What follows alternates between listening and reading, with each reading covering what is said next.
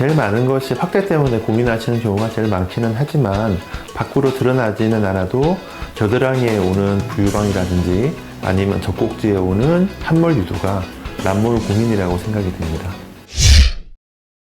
여성이 이제 태어나서부터 한 곳의 가슴에 유선 조직만을 남겨놓고 나머지는 태화를 하고 태어나는 것이 정상이지만 일부 사람들에 있어서는 그게 남아있는 흔적 기관이 될 수 있습니다. 그래서 제일 많은 곳은 겨드랑이 쪽이고요.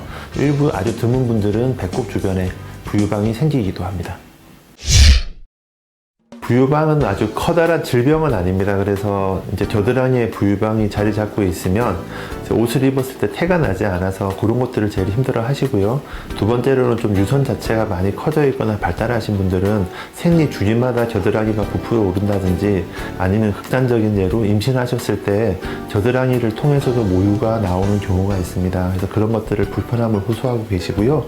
이 치료법은 간단합니다. 그러니까 다른 곳에 있는 유선, 겨드랑이라든지 배에 있는 유선 조직을 제거를 하면 되는데 이제 제거를 할 때 흉터가 남지 않게 조심스럽게 제거만 해주게 되면 이런 것들은 쉽게 치료가 될 수 있습니다.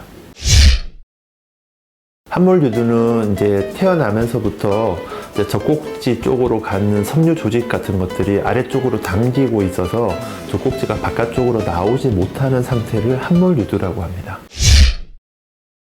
크게 세 가지 정도의 문제점이 있는데요. 첫 번째는 미용상의 문제입니다. 바깥쪽으로 좀 젖꼭지가 나와 있어야지 좀 매력적인 가슴이나 형태가 되는데 그런 것들이 이루어지지 못하니까 문제가 되는 거고요.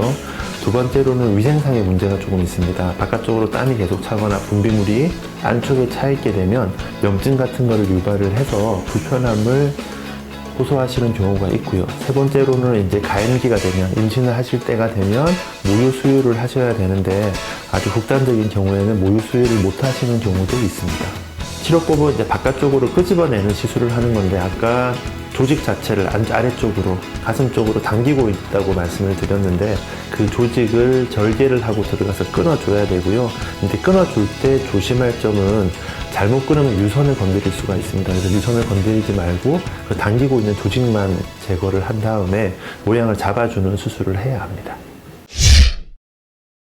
여성들의 몸에 있어서 함몰 유두나 아니면 부유방에 있어서 별거 아니겠지 하고 지내시는 분들이 많은데 의외로 조그만하지만 스트레스를 되게 많이 받으시는 분들이 많습니다. 그래서 이거는 아주 크고 어마어마한 수술이나 시술을 요구하는 것이 아니고요.